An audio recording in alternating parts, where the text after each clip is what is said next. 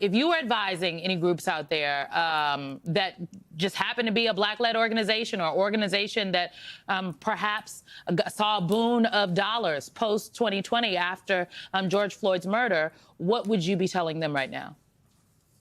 I'd be telling them this is a political hit job. I mean, the fact is, look, it's not just that they've gone after George Soros. It's not just that they indicted James Comey, Tish James, John Bolton. I was on with you guys the night of the John Bolton thing, and I'm going to say the same thing here that I said there, which is like, we have to stop legitimizing this Department of Justice as if these investigations are on the level. The fact that the AP notes that this started in the Biden administration, there was activity in the Biden administration, like, who cares? You know, like, for all I know, the Biden administration looked at it and closed it because there was nothing there. But whether the Biden administration was looking at it or not, Donald Trump's Department of Justice is not acting on the merits. Donald Trump's Department of Justice is going after his political opponents. You know, look at the poor woman, the candidate in Illinois. I mean, you think in any rational world, you think she would have been indicted the way in which she has been indicted in that case, but for the fact that she is a prominent Democratic candidate who is speaking out against ICE? You really think that Black Lives Matter or any of these organizations are not being targeted by this Department of Justice based on ideology? If you do, I've got a bridge to sell you. I mean, this is all we need to get out of the mindset of assuming that there are a bunch of good faith career prosecutors sitting around this place making decisions on the merits. You know what happened earlier this week? A couple of career prosecutors put in a sentencing memo that someone involved in the insurrection, that should go into their sentencing on a new crime, and those two people were fired. So what makes you think the people looking at this haven't learned that lesson? Well, to that end, let's look at two headlines side by side, Mark Elias. The first is one from Democracy Docket. DHS sued for records on Trump-appointed election conspiracy theorists. This is what you write about Heather Honey's appointment at DHS. She reportedly said on a call in March with other right-wing activists that Trump could declare a national emergency to take control of future elections, a notion that Mitchell and other election deniers have suggested. All right, so she is now at DHS, a person who has said that Trump could declare a national emergency on future elections. And then you have this from the Wall Street Journal, the Pentagon ordering National Guard to establish quick reaction forces for civil unrest, riots. I mean, Mark, it doesn't take much to begin to connect the dots on what it is they're doing here. That's exactly right. And that's the reason why every time we talk about a specific case or a specific incident, I try to zoom us out, because these are all connected, right? It's not like one part of the Department of Justice is doing one thing, another part of the Justice Department is doing something else. The same people who are sending monitors to Passaic, New Jersey, which I know very well from my youth, and I know you know pretty well, it's 43% Hispanic. And it's a state election. And by the way, the reason they're there is that the Republican Party asked them to be there, right? That's what we've got going on here. So when you see that they are deploying, and training troops to be on city streets, when you see that they are trying to create a rapid response force, they're trying to set up a scenario in 2026 where it is quite normalized that there are federal agents grabbing people off the streets and disappearing them, in which troops are carrying heavy weapons and up and down our streets, in which Democratic candidates are getting indicted, in which prominent left of center organizations and civil rights leaders and prominent Democratic funders are under a cloud of investigation. Like, all of this is part of one thing. They're not separate things. And it's a real challenge for all of us who are trying to call attention to it. So, Mark, you mentioned Jersey, and I today spent a lot of time in my youth in Passaic, New Jersey, by the way. Well, it's funny because the interesting thing about this push by Republicans in this administration to now monitor the election day activity in of New Jersey, California, Virginia, et cetera. Like, they're expecting something, some massive fraud to take place. People forget that this very same Republican Party was under a 35-year consent decree because of its election activity monitoring going back to the 1980s. And so in each of these instances where we see corruption, election fraud, et cetera, the ones who are getting caught on that hook happen to be Republicans.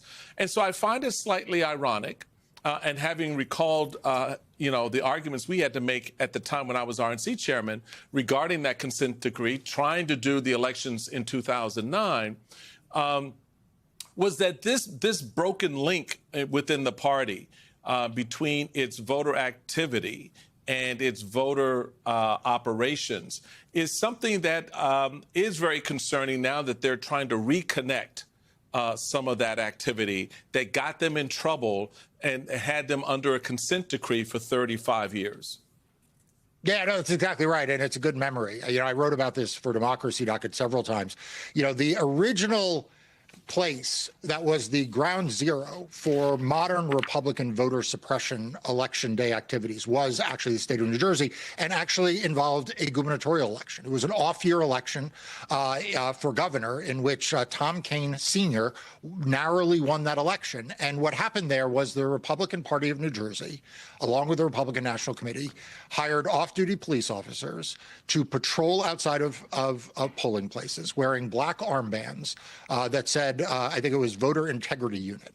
And they went to heavily Hispanic areas. So here we are now in 2025, when we have essentially the Republican Party doing the same thing, except they've outsourced it to the Department of Justice. And that's because Pam Bondi is just an arm of the Republican National Committee because Donald Trump wants her to be. Ask yourself this, Michael, why are they in California and in New Jersey, but they're not in Virginia? I'll tell you why. Because Donald Trump doesn't want the ballot initiative to pass in California, and he is personally invested in this New Jersey governor's race, and he knows they're going to lose in Virginia. Plus, Virginia's got a good Republican governor.